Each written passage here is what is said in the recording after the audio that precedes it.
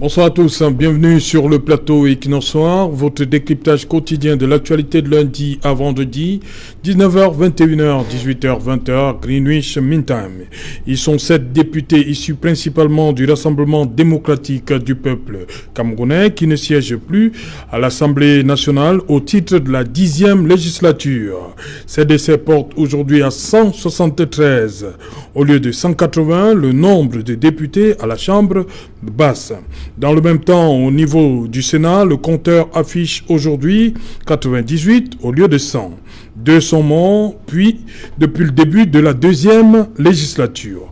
En dépit des dispositions légales, les députés, tout comme les sénateurs décédés, n'ont jamais été remplacés. L'article 155 de la loi numéro 2012-001 du 19 avril 2012 portant code électoral dispose en son alinéa 1 lorsque se produit une ou plusieurs vacances définitives par suite de décès, démission du titulaire et du suppléant et de toute autre cause dans une circonscription électorale, il est procédé à des élections partielles dans les 12 mois qui suivent la vacance. Pour le remplacement d'un sénateur, la même loi dispose en son article 219, en cas de décès d'un sénateur élu et conformément aux dispositions de l'article 155, il est procédé à des élections partielles à l'échelon de la région concernée. L'alinéa 3 du même article indique, en cas de décès d'un sénateur nommé, un nouveau sénateur est nommé pour achever le mandat à la diligence du président du Sénat. Ce qui n'a pas marché, madame, monsieur, lors de la 8e législature 2007-2013, avec 11 parlementaires décédés, et la 9e législature 2013-2020, couplée à la première législature de la Chambre haute 2013-2018, avec 5 décès enregistrés, pourra-t-il fonctionner pour cette 10e législature de l'Assemblée nationale et la 2e du côté du Sénat? Madame, monsieur, tout à l'heure à 20h, c'est la grande édition d'information du vendredi qui vous sera présentée par Cédric Nouffelé. Quant à moi, je vous retrouve après pour Equinox Soir deuxième partie. Ce sera le temps du débrief.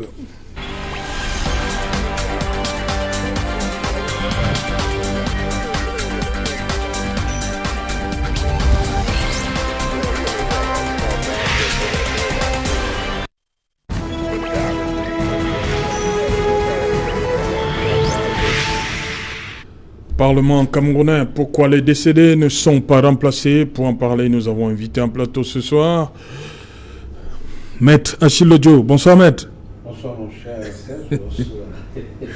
Bonsoir au panel. Bonsoir également aux fidèles de cette production qui nous régale actuellement. Salutations militantes à tous mes camarades SDF, particulièrement ceux des arrondissements de Douala 2e et de l'arrondissement de Bazou. Je profite également de l'occasion pour adresser des salutations à tous les commerçants du marché Nkouloulou qui, ces derniers temps, ont bravé l'illégalité du maire de Douala 2e pour rester encore debout. Je vous salue les gars, c'est bien, nous sommes derrière vous. Okay. Bonsoir Charles Dicam. Bonsoir Serge Alain Outou, bonsoir à mes copanélistes et bonsoir à nos nombreux téléspectateurs. Voilà. Thank you welcome. Thank you very much, Serge Alain. Good evening to you. Good evening to my co-panelists. Good evening to those who are watching Equinox this evening. Special good evening since we are talking about parliamentarians. Special good evening to the parliamentarian for Cambe Center in the person of Honorable Ngala Gerard. You already knew that I'll greet him. He's one of those who is struggling to actually do the marvelous job. You know, in Cameroon, where many are those who go into the National Assembly and feel that they are just there either to win contracts. We've seen them. And some feel that it's a place to go and sleep and only take what they take home and feed their pockets with. But at least it's a young man that was seeing him struggle, and it's a young man that was seeing him do a lot of things for Cameroon. I wish that all the parliamentarians were like him. Ok. Bonsoir Raphaël Ndougou. Bonsoir Serge Alain Outou, bonsoir nos co-panélistes. C'est toujours un plaisir pour moi José de Gaudas ici, sur ce plateau, le meilleur coach d'Afrique centrale et même dans tout le monde entier que vous êtes lorsque vous choisissez un joueur comme moi pour venir prester sur le stade, ce stade de débat. Le débat le plus regardé dans le Cameroun profond et même dans le monde entier. Permettez-moi de saluer ceux-là même qui, au moment où nous dormons, veillent sur nous. Je vais dire bonsoir, un bonsoir particulier au commissaire principal, Adamou Baba. Il est responsable de la circulation au niveau du centre. Un bonsoir également spécial au commissaire Nzana Nicolas. Il est le commissaire de sécurité publique de la ville de Sa. Bonsoir à l'inspecteur de police de 2e grade, à Ben Sylvie, et le commissariat spécial de Mfou. Bonsoir enfin au gardien de la paix principal, Bert Ntsama, qui est au comité de sécurité publique du port de Douala. Bonsoir à tous les Camerounais.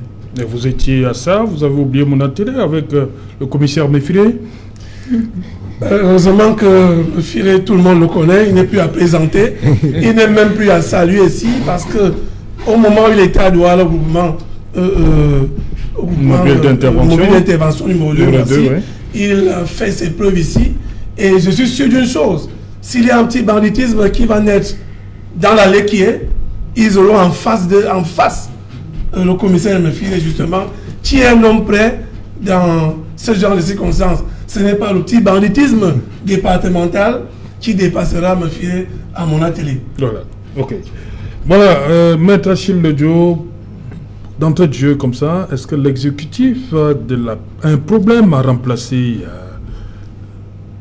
c'est l'exécutif qui donne la date, qui décide que, bon, voilà, il y aura élection, il y aura des partiels. Qu'est-ce qui se passe? Jean-Michel Nietzsche parlait pour 2007-2013, pour ce qui est de la 8e législature, 11 députés décédés, aucun remplacement. Pourquoi? Le constat que l'on peut faire rapidement après avoir jeté un regard cursif sur tout ce qui se passe à l'Assemblée nationale, l'on se rend tout simplement compte que la loi, elle est claire, elle est parfaite pour certains, mais seulement elle peine à être appliquée. Oui. Nous ne comprenons pas pourquoi autour de cette problématique, l'on a comme l'impression qu'il y a autour une certaine opacité qui ne dit pas son nom et qui frise même du tabou. C'est-à-dire, ça fait à ce que on dirait qu'à l'Assemblée nationale, c'est un sujet tabou. Cette problématique relative au remplacement des parlementaires. Vous souhaitez que les parlementaires eux-mêmes posent le problème sur la table? Pourquoi pas? C'est d'abord un problème corporatif. Oui. Il faut qu'on se comprenne. En mon dialecte, on dit que quand on vous lave, vous devez d'abord vous frotter aussi le corps. Donc avant que... Comment ça Oui.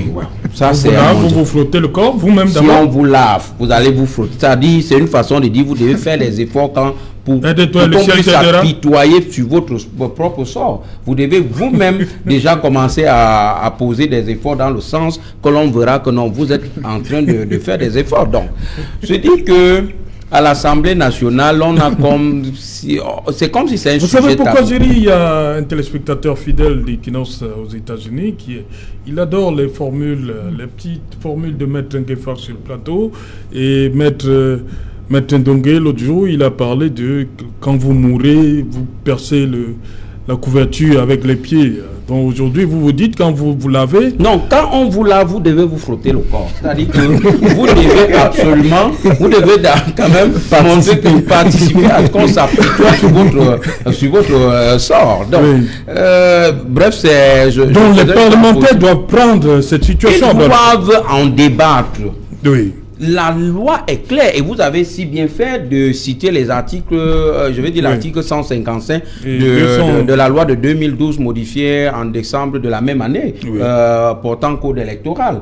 Alors, l'article 153, si vous permettez que je vienne d'abord sur le statut du député, l'article 153 vous dit que à chaque siège doit se présenter un titulaire et un suppléant. Voilà. Et le législateur électoral camerounais a conçu le suppléant comme un réserviste. Oui.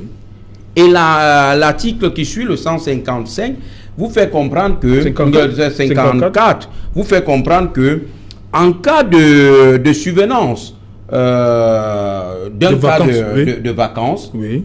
autre que le décès. Le décès. Autre que le décès. Pourquoi le décès pose problème? Oui, parce que nous sommes dans une... En Afrique? Je veux dire, nous sommes où vraiment il faut prendre précaution de la vie des gens. Oui. Nous nous connaissons. Et l'arène politique, ça donne des coups, et des coups très durs. Oui. Moi, je puis vous le dire. Donc, vous voulez dire que les suppléants peuvent... on peut comprendre. Rien n'est exclu. Les suppléants peuvent précipiter le départ d'un titulaire. Donc, moi, je dis... C'est vrai. Bon, dans tous les cas, rien n'est exclu. Le législateur a voulu protéger le titulaire. Donc, en cas, tous les autres cas de vacances, oui. autres que les décès, alors le suppléant doit le remplacer le titulaire à l'Assemblée nationale, oui. Et doit siéger à sa place jusqu'à la fin du mandat. Oui. Et le 155 que vous avez cité vous dit que lorsque cette vacance est constatée, alors ce sont les partiels. Et les partiels, en réalité... En cas de décès, ça c'est pour le décès. Ça, c'est pour les autres cas, c'est automatique. C'est automatique. Comme on a vu un député qui est peut-être appelé à d'autres fonctions, peut-être nommé... mais il y a des gens qui ont choisi d'être maire. Voilà. Alors le suppléant passe. Suppléant en prie, oui. Alors, dans ce cas de figure, celui du décès, le remplacement devrait se faire par les élections, par les partiels. Pourquoi on n'organise donc pas des partiels? C'est justement parce que certains, je suis d'accord avec l'honorable Nietzsche qui dit que... Encore l'honorable Nietzsche? Oui, c'est un combattant patriote. Oui. Même sur ce plan? Je dis que je le cite avec force et véhémence. Je sais de quoi je parle. Et je ne voudrais pas m'accaparer de ses propos. C'est pourquoi l'honnêteté intellectuelle voudrait que je le cite. Oui. Alors, il a dit que le RDPC se sent déjà dans une majorité, je veux dire dans une obésité, qui l'entraîne dans une paresse de faire appliquer la loi.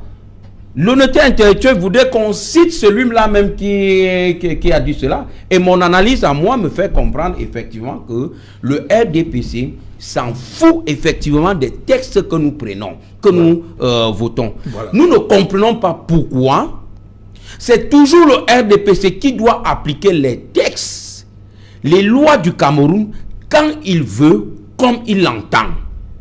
Alors que la loi s'applique erga omnes, c'est-à-dire à l'égard de tout le monde. Et le garant de l'application de cette loi n'est autre que le président de la République. Okay. Nous ne comprenons pas comment est-ce que lors de la mandature, la législature 2007-2013, 11 décès enregistrés, et lors de la mandature 2013-2018, autres décès dont je n'ai pas les chiffres, et 5 confondus, 5 avec le Sénat. Alors, et laissez-moi vous dire que l'article sur le remplacement des députés s'applique également pour les sénateurs. Oui. Et quand vous lisez l'article... Pour les sénateurs élus. Même nommés. Oui, nommé dans le président. Le 219 qui doit nommer un autre. Oui, le 219 est clair là-dessus, du même texte que j'ai précédemment cité. Oui. Lorsqu'un sénateur élu décède, on procède à son remplacement dans les mêmes conditions que cité plus haut, c'est-à-dire par les articles 154 et suivants. Et le sénateur nommé doit être remplacé à la diligence du président de la République. Ouais. Donc nous pensons tout simplement que c'est le lieu de le décrier. Nous ne comprenons pas pourquoi est-ce que l'on devrait à chaque fois, prenez tous les pans d'activité de la vie. Vous allez vous rendre compte que le RDPC fait ce qui l'intéresse. Ok. Voilà, merci. Voilà, le RDPC fait ce qui l'intéresse. Accusé, levez-vous donc, le RDPC. Pourquoi pourquoi les députés ne sont pas remplacés? Écoutez, les députés et les sénateurs qui décèdent. Ce n'est pas une affaire du RDPC, je suis désolé. Parce que je crois que même parmi les morts, pour la législature en cours, je crois qu'on a quand même un député du SDF. Oui. Alors, ça veut donc dire que ce n'est pas une affaire du RDPC. C'est une affaire où on doit essayer de respecter les textes. Oui.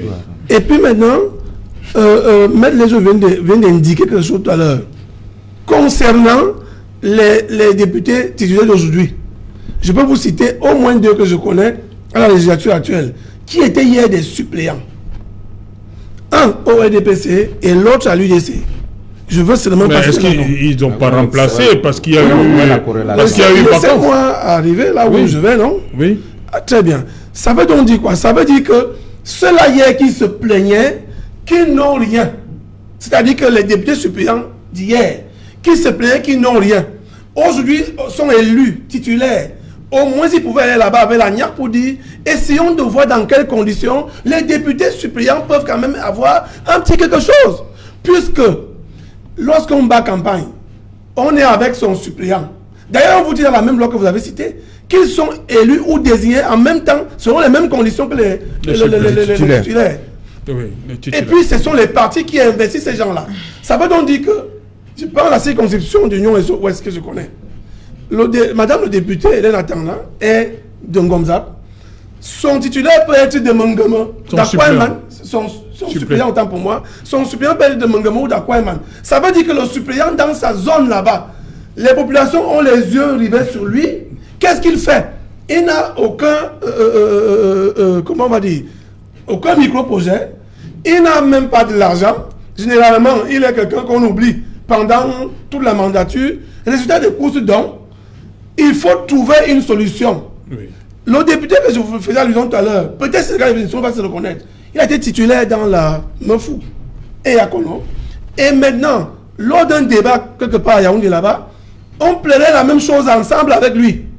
Aujourd'hui, il était suppléant, il était suppléant. Oui. Et maintenant, il est titulaire. Oui. Qu'est-ce qu'il peut apporter au niveau de l'Assemblée pour dire, nous pouvons ici trouver des solutions afin que les suppléants ne soient pas aussi lésés.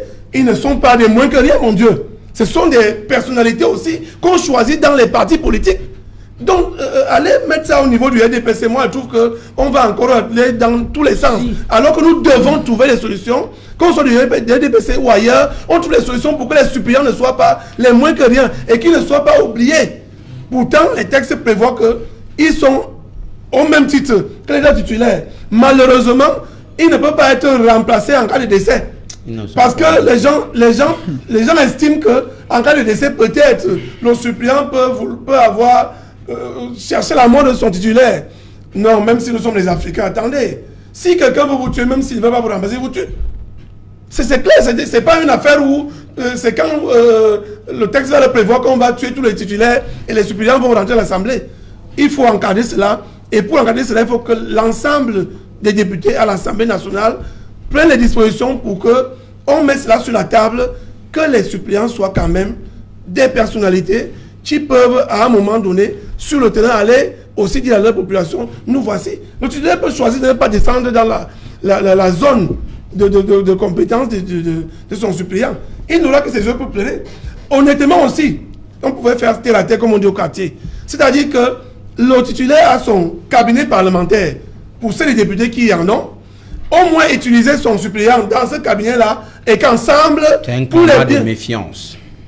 Juste vous comprenez donc de méfiance alors que c'est un parti politique qui vous investit. Je crois qu'il faut changer la donne aujourd'hui et la façon de faire la politique au Cameroun parce que si nous sommes dans un même bord politique et on est dans ce que vous dites là, la méfiance, ça cause véritablement un problème. Voilà, Charles Ndikam, on va reprendre cette sortie de Njoya Moussa, le politologue. Il dit la non-convocation des élections partielles en cas de décès d'un élu ou de non-nomination d'un sénateur décédé est avant tout due à une certaine paresse du pouvoir exécutif censé organiser ces élections. Vous partagez cet avis de Njoya Moussa? Le constat est patent. Le pouvoir ne veut pas organiser, ils sont paresseux, comme on a dit. Il y a cette majorité obèse qui est là. Oui, je pense. Ils ne se gênent pas. Je reviens sur le premier argument de mon copanéliste qui disait qu'ils sont tellement nombreux que l'absence de ces députés-là, en réalité, ne nuit pas à leur objectif qui est de faire passer les lois qu'ils veulent, en tout cas que le gouvernement veut, puisque même les députés ne sont à l'origine de rien. Donc, finalement, les remplacer ou pas ne change pas la donne. Maintenant, il y a ce problème de suppléants. Je pense que l'idée que vient d'émettre Raphaël d'impliquer le suppléant un peu plus dans l'activité du titulaire changera peut-être un petit peu les choses. C'est-à-dire que on évitera cette crainte qui est toute africaine et même camerounaise de l'envie de faire trépasser l'autre pour prendre sa place.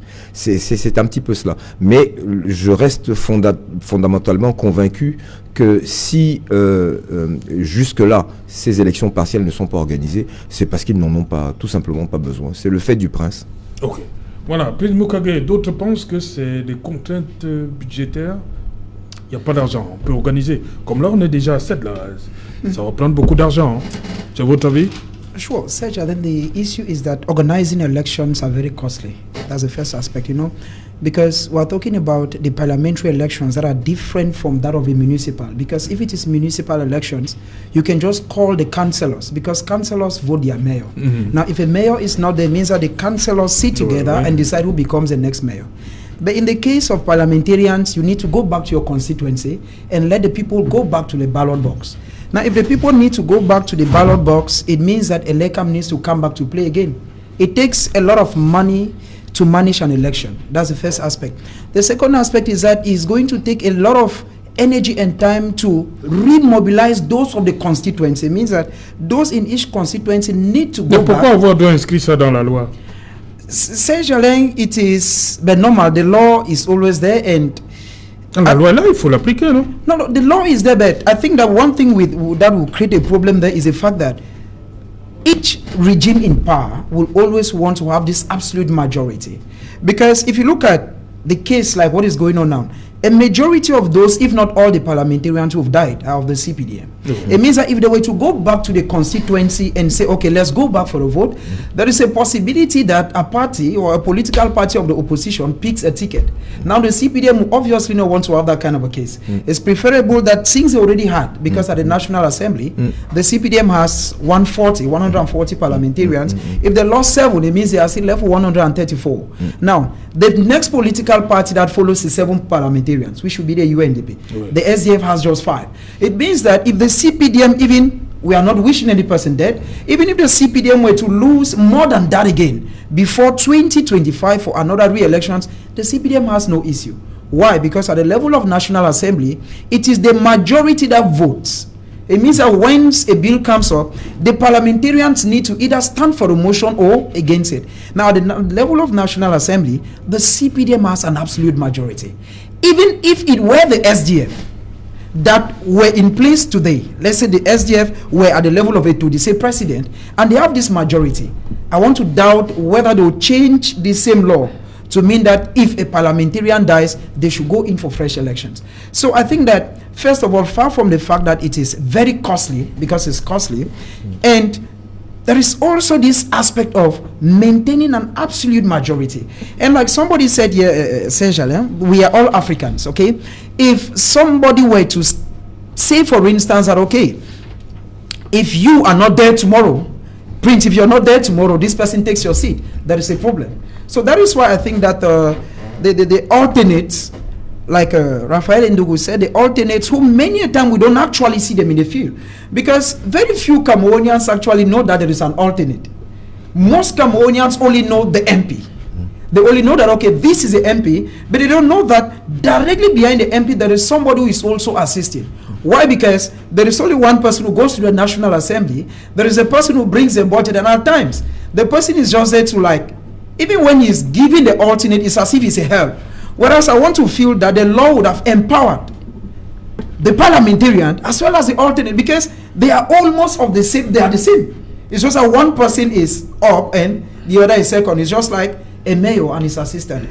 So I believe that we are Africans. If the law gave that opportunity that alternates can come in when the parliamentarian is not there, a lot of things would have happened. So it is but normal that I think the major thing here is let the law, let the president, let the law be that flexible, so much so that if the parliamentarian is not there, let me take the case of Boya, for instance. The parliamentarian for Fako East, Honorable Lifaka, was a vice president at the National Assembly. Now, she is not there again. She died. Now, what becomes of her constituency?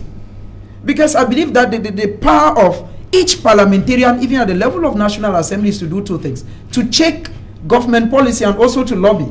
It means that at the level of her constituency, the constituency may be very dormant. There may be nobody to come up and say, okay, Boya needs this needs that. So I feel that that is why I'm saying that there is need, but not the law. Because I'm looking at it is everything in Cameroon falls within the hands of the president. Because even for elections to be called, it is the head of state, President Paul Biya, to call for a by-election. It is very true that the elections are very costful. True. But it will not be more costful than the money we've seen Cameroonians who have embezzled every day. If a parliamentarian dies, the law should be very flexible, that let the constituents go back to the polling box and decide who should be the next parliamentarian. If the law doesn't permit that, then let the law also be that flexible that if the parliamentarian is no longer there, the alternate goes to the National Assembly. Je reprends à mon compte une idée émise tout à l'heure qui fait que la dynamique d'équipe lorsque les élections sont convoquées pour tout le monde et celle d'élections partielles peut être aussi une crainte pour ce parti-là, le parti obèse, qui se dit, bon, celui-là tout seul dans sa circonscription, peut-être que le parti d'opposition aura plus d'opportunités de le battre que quand c'est une élection générale où tout le monde va et où effectivement on est dans une dynamique d'ensemble, ça en parle de tous les côtés et la population entière électorale est mobilisée. Là, il ne s'agit que d'une circonscription sur laquelle ce parti d'opposition aussi peut se concentrer et vraiment battre campagne et produire des résultats qui ne sont pas évidents à produire dans d'autres circonstances. Je pense que ça aussi c'est important. Voilà, revenons à la linéa 3 de l'article 219 pour le cas des sénateurs décédés. Maître Lejo, on dit pour les sénateurs nommés, un nouveau sénateur, alinéa 3, article 219, un nouveau sénateur est nommé pour achever le mandat à la diligence du président du Sénat. À la diligence. Ça veut dire quoi? Ça veut dire que c'est le président du Sénat qui juge. Non, c'est pas lui qui... L'opportunité. Non, c'est le président. C'est-à-dire, c'est le président du Sénat qui déclenche la procédure. Voilà. Tout simplement. C'est lui qui doit déclencher la procédure. Tant qu'il reste les bras croisés, et c'est comme ça. Mais voilà. Ça ne veut pas pour autant dire qu'il a l'exclusivité. Parce que le parallélisme des formes voudrait que celui qui a le pouvoir de nommer puisse constater même que, ben voilà, je peux encore le faire quand la vacance est constatée. Bon, ce que j'avais, je voulais également c'est peut-être le cas du type Mokoté, hein. Ce que je voulais également préciser, mon cher Serge Alain, ce qui est important pour moi, c'est que l'on essaie de se cacher derrière des petits calculs politiques et pour finir, auront même ce pacte social que nous avons. Est-ce que vous connaissez les conséquences que peut entraîner ce non-remplacement? Je prends un exemple simple. Lors de la législature 2007-2013, le SDF a 16 députés. Et vous savez que pour avoir un groupe parlementaire, il faut 15 députés. Le SDF avait un groupe parlementaire. Sauf que nous avons perdu entre-temps 2 députés. Ce qui ramenait le chiffre à 14. Donc, légalement, on ne pouvait plus avoir de groupe parlementaire. Mais le SDF, avec son expérience sur le terrain, a mis le RDPC dos au mur. Mais ce n'est pas nous qui sommes garants de l'application de la loi. C'est vous qui devez organiser les élections. Vous ne l'avez pas fait. Qu'est-ce qu'on fait? C'est le statu quo. Qu'est-ce qu'on fait? On a permis le SDF était obligé. Non, ils ont permis au SDF d'avoir un groupe parlementaire avec 14. Avec 14. C'était tout bénéf pour vous alors? Non, écoutez, même si c'est bénéf pour nous, ça nous empêche pas de nous désolidariser de cette manie qui voudrait toujours faire entorse à l'application de la loi. Mais vous auriez pu vous opposer. À quoi? À exiger qu'il y ait des partiels. Vous pensez qu'ils nous ont donné ça à bon gré, je veux dire de bon cœur? C'est parce que Pourquoi le SDF accepte de former un groupe parlementaire avec 14? C'est vous qui nous donnez l'autorisation de le faire. Et quand nous ne pouvons pas aller faire les partiels, qu'est-ce qu'on fait? On reste au statu quo ante? je veux dire, au statu quo, c'est-à-dire, on vous met la pression, faites appliquer la loi, organisez les partiels, parce que le SDF n'a jamais demandé à avoir un groupe parlementaire de 14. Le SDF a demandé à aller au partiel. Il faut que cela soit clair. Et alors, l'alchimie, ou alors le remède que le RDPC a trouvé à cette préoccupation, c'était que, bon, voilà, faites alors cette affaire-là. Le SDF a accepté. Le SDF devait faire quoi, mon cher? Le SDF est complice de non, le SDF demande... Non, vous demandez que les partiels soient organisés. Et si c'est pas organisé? Non, vous exigez que ce soit organisé. On a exigé. Là, vous êtes complice, hein? Non. Vous n'allez pas seul. Non, vous n'accusez pas seulement le RDPC, là. Vous êtes complice, vous avez accepté. La loi dit qu'un groupe parlementaire, vous-même vous l'avez dit. Ça s'apparente à Bruxelles. Je peux parler? Vous avez dit c'est 15. On sait que je peux parler? C'est 15, oui, allez-y. Ou alors poser le principe, ou alors votre... Non, Maître Joe, le groupe parlementaire c'est 15. Pourquoi le SDF accepte de former un groupe parlementaire avec 14? Vous êtes complice? Je peux aller? Acteur ou co-auteur? Je peux aller? Oui, allez-y. Ni l'un ni l'autre. Complicité intellectuelle. Vous êtes complice, ni complice, ni co-auteur, ni acteur. Laissez-moi dérouler, mon cher Serge. Nous sommes allez-y, Maître Joe. De nos téléspectateurs. Le SDF, lors de la mandature 2007-2013, a 16 députés. Nous sommes et forme valablement et légalement un groupe parlementaire. Alors, lors de cette même législature, nous perdons 2 députés. Nous tombons à 14. Nous leur disons, organisez les partiels. Nous voulons aller aux partiels. Ce n'est pas nous qui avons l'initiative, encore moins. Nous ne sommes pas garants de l'application des textes. Faites appliquer les textes. Le RDPC, par son, je veux dire, par quelle alchimie, dit, ok, nous acceptons que vous formez un groupe parlementaire à 14. Et vous acceptez? Mais qu'est-ce que le SDF aurait dû faire? Le SDF est dans la logique des élections partielles. Actuellement, qu'est-ce qui se passe? Vous allez me dire que tous les députés de l'Assemblée nationale ont compris de ce qui se passe? Est-ce que actuellement la loi est respectée à l'Assemblée nationale? Nous avons 180 députés, dixit la loi. Actuellement, nous sommes 180.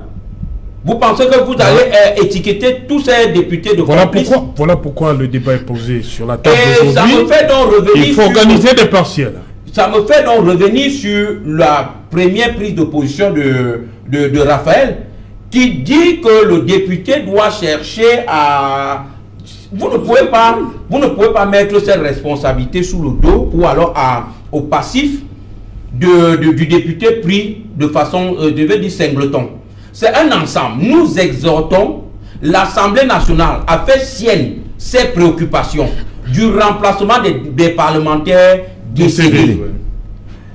Des formations politiques peuvent le faire, mais si le RDPC, qui jouit allègrement de sa majorité obèse, n'a pas la volonté politique d'organiser des élections, on va rester à ce niveau. Vous n'allez jamais taxer le SDF ou le PCR ou les parlementaires. Ce n'est pas une affaire du RDPC. Non, c'est une affaire du RDPC. Disons l'exécutif. La majorité présidentielle sur le RDPC, la majorité parlementaire sur le RDPC. Je sais de quoi je parle. Ça, c'est le droit constitutionnel. Alors, il est inadmissible que l'on soit dans une situation suivant laquelle vous devez organiser les partiels et vous dites plutôt que non, on vous laisse faire. Okay. Alors que ça aurait dû, je dis bien ça aurait dû être votre cas de figure. Si c'est eux qui avaient enclenché la procédure. C'est nous, SDF, qui disons organiser les partiels. Nous partons au partiel pour faire notre groupe parlementaire. Et le remède, puisqu'ils sont l'alpha et l'oméga du Cameroun, le remède qu'ils trouvent, c'est de dire, ok, vous allez faire un groupe parlementaire à 14. Et nous sommes donc dans la logique de dénoncer cette entorse, cette entrave. Restons légalistes et républicains. Vous avez dénoncé comment? En acceptant? Mais vous pensez que je vous fais comprendre, mon cher Alain, à moins que vous ne voulez me faire répéter. Non, mais vous dites que on vous a dit, faites avec 14. Vous avez justement, c'est où vous ne voulez pas comprendre. Non, c'est vous qui n'ont pas dit. C'est-à-dire, ils ont dit ça à la suite de ce que l'on est demandé d'organiser les partiels. Voilà. Actuellement, Qu'est-ce que vous Il n'y a pas eu partiel, Maître Lejo. Mon cher Alain, actuellement, le débat que vous faites, c'est un débat citoyen. Oui, ça justement. pourrait permettre à ce que les Justement, c'est pourquoi... ou alors ceux qui ont l'initiative de cette chose se réveillent. Oui. Or, maintenant, si après ce débat, si après les dénonciations, les réclamations, les requêtes des parlementaires, pris même individuellement, rien ne bouge, vous allez taxer ces parlementaires de complices de la situation? Non. Ils ne sont pas complaisants avec le RDPC. Okay, le RDPC ne veut pas tout simplement qu'on procède au partiel. Et je rejoins l'argumentaire du grand frère Charles Dicam, qui dit que ce n'est pas peur. Parce qu'ils savent que l'arsenal, les moyens financiers qu'ils déploient lors des élections générales ne seront pas les mêmes. Je peux vous dire. Charles en fait dit que le RDPC n'est pas sûr de gagner. Vous savez que les députés, les parlementaires RDPC sont d'abord les députés mal élus. Ils savent qu'en allant aux élections partielles, ça devient un peu ce qu'on appelle au quartier le face-à-face. C'est-à-dire que ce n'est plus la solidarité gouvernementale où Maître Lejo descend sur, je dis n'importe quoi, à Douala, à Bouri-Est, à battre campagne avec son véhicule, accompagné peut-être d'un ou deux camarades, alors que le RDPC vient avec les V8, V10, V20, avec le carburant de l'État, je vais dire mon carburant je vais dire le carburant payé avec mes impôts, viennent avec tout un arsenal, distribuent l'argent, ça ne sera plus la même chose. Vous avez vu les partiels. Au partiel, ce ne sera pas ça? Non, ça ne peut pas être ça. Les moyens logistiques et financiers ne peuvent pas être déployés de la même façon. Et c'est-à-dire, on sera un peu au niveau de l'équilibre des forces sur le plan de la campagne, et le RDPC absolument devrait perdre ce siège. Voilà la peur, voilà l'explication de ce qu'ils ne sont pas en train d'organiser les partis. Et c'est un calcul politique qui ne grandit pas le Cameroun. Oui, Raphaël Ndogo, le RDPC n'est pas sûr de gagner lors des partiels? Non, je pense même que c'est l'occasion. Généralement, je n'aime pas quand on veut se focaliser sur... Il y a des débats où on peut s'en passer des affaires politiques là. Pour la simple raison que même s'il y a un face-à-face, comme dit Maître Lejo, c'est même en ce moment-là que l'arsenal peut être mis sur pied, afin que même si Maître Lejo en face de Raphaël Ndogo, mes alliés viendront avec les V++ dont il a parlé tout à l'heure. Pour la simple raison de venir me soutenir, ils peuvent même venir d'autres circonscriptions électorales. Donc ce n'est pas ça le vrai débat. Le vrai débat, c'est que je vous ai dit, et je connais également un député titulaire aujourd'hui qui avait démissionné parce qu'il pensait que, étant suppléant, ils avaient quand même un rôle à jouer. Il a démissionné, aujourd'hui il est titulaire. Donc, la question que vous avez posée à Maître Lejo tout à l'heure, concernant le groupe parlementaire, effectivement, ça veut dire qu'il y a un problème. J'ai dit que les députés doivent poser ce problème, peu importe leur casquette politique. Parce que quand on est déjà élu, on n'est plus élu du RDPC, on est élu du peuple. À moins que cela change après ce débat. On est élu du peuple et donc on lutte pour les problèmes du peuple. Et c'est pour le peuple qu'on est là. Ça veut donc dire quoi? Ça veut dire qu'il y a des personnalités aussi qui voudraient accéder un jour à un certain niveau. Et donc, que ce soit OSIF et les autres partis politiques, pour la simple raison qu'ils ont été suppléants. Maintenant, on peut aussi espérer évoluer. Malheureusement, quand on n'organise pas, vous pensez que ça fait du bien à quelqu'un qui a été suppléant hier, fichu du RDPC, ça ne fait pas du bien à celui-là parce qu'il croit qu'il peut poser la candidature et là remporter l'élection. À qui la faute? C'est justement donc pour dire que la faute, c'est aussi le règlement intérieur de l'Assemblée nationale, le dit à l'article 9 et à l'alinéa 2, que lorsqu'il y a la démission, justement, c'est le conseil, c'est conformément pour l'électoral. Est-ce que l'élection du Cameroun s'est déjà penché dessus? Parce que nous avons toutes les institutions possibles qui peuvent nous faire tourner la machine. Que le dit toujours que le RDPC. Il y a... C'est possible que ce soit le RDPC. Mais les hommes, à un moment donné... Assemblée nationale RDPC, président RDPC, vous ne pouvez pas me montrer une seule proposition de loi qui a déjà traversé le seuil de l'Assemblée des présidents, que ce soit du RDPC ou d'un autre parti politique. Vous ne pouvez pas. Ça veut dire que c'est vous qui verrouillez le système de jeu politique au Cameroun. Acceptez qu'on vous mette au pilori de toutes nos accusations, c'est tout. Moi, je reviens sur l'élection du Cameroun qui, justement, doit préparer ces élections partielles. C'est l'élection du Cameroun. même si... Il faut un décret. Mais le président qui... oui, il faut convoquer le corps électoral. Mais après, ça va préparer au niveau de l'ECAM, non? Ça veut dire que l'ECAM prépare cela. Et est-ce que l'ECAM a préparé et soumettre à l'attention du chef de l'État? Vous pensez qu'avant Non, le président déclenche. Et le président va suivre. Si, justement, L'ECAM va suivre. tout à l'heure, vous avez parlé des moyens, non? Non, j'ai dit, certains disent oui, que c'est un problème de moyens. Ce n'est pas un problème de moyens. Au Cameroun, on vole par milliards. L'unité de vol au Cameroun, c'est le milliard. Et vous pensez qu'un ministre qui a 50 milliards, c'est organiser les élections partielles qui va dépasser ce Cameroun? Non, il ne pas ces milliards dont vous parlez. Parce que si on verrouille en haut, si on verrouille l'entonnoir en haut, il y aura assez d'argent pour pouvoir faire ce qu'on a envie de faire. Lorsqu'une élection est organisée, on prend les dispositions. Et puis maintenant, le chef de l'État dit, écoutez, il y a un souci. C'est que le Cameroun-ci est un Cameroun qui nous appartient. Ce n'est pas un Cameroun du RDPC, je suis désolé. C'est un Cameroun de 30 millions d'habitants. Et je vous assure que moi qui vous parle, j'ai bien envie de passer de simple militant du RDPC et être même député. Nous sommes déjà 30 millions. Enfin, oh, non, on n'est pas là. Par exemple, on va être 25. Quand on est à plus de 25, on va vers 30. Donc, ne tenez pas sur ce n'est pas ça un problème. Ce n'est pas ça le problème, mais je voudrais dire qu'il faut se pencher dessus à l'Assemblée nationale. Oui, voilà. Et si vous avez refusé, par exemple, de former votre groupe parlementaire en son temps, et avec 14 députés, vous aurez dû dire, nous avons perdu 2 des nôtres.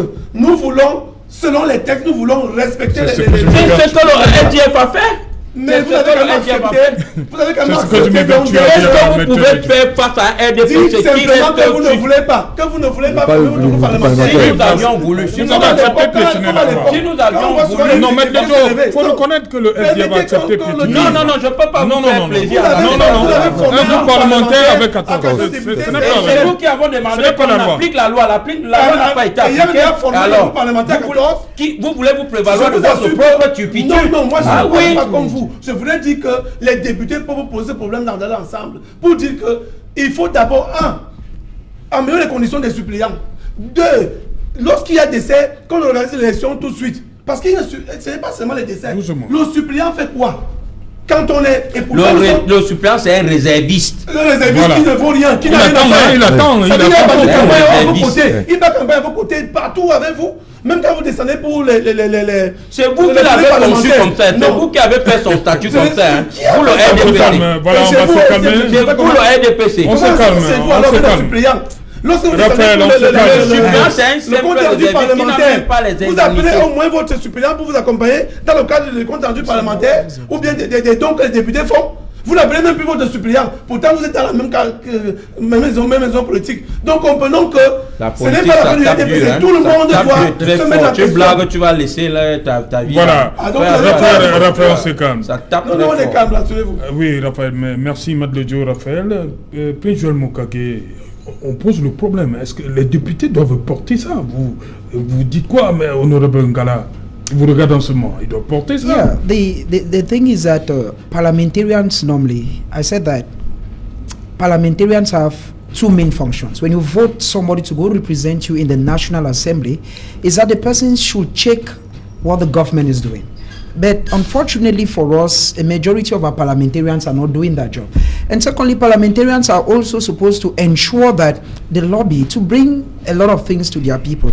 But we are living in a country is rather disheartening that so many of our parliamentarians, when I listen even to Maitre Leisure talk, I wish he were a parliamentarian, right, because we've not seen even the SDF parliamentarian at the National Assembly, except the parliamentarian I've seen at the National Assembly who has actually won admiration of many persons is Honorable Joseph Weber, because we saw a man who took the National Assembly hostage and he said, I want this, and even told the speaker, when the speaker said, it's okay, monsieur le député said, no, I will talk. Because a parliamentarian is that kind of a person, is a person who takes the people's plight to the National Assembly.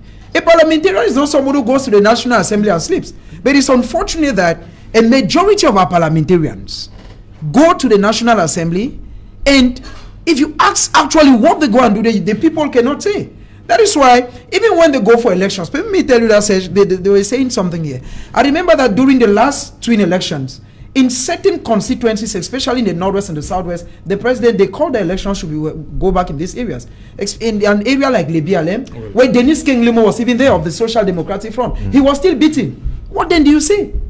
It tells you that, like he said, that Maitre Lejo was saying that if they call these elections and people go face to face, they may take an absolute majority, I doubt. If the electoral system of Cameroon doesn't change, do an elections from now to next year, the CPDM will only give the opposition political parties what they want. They have the yam, they have the knife, they decide how to cut it.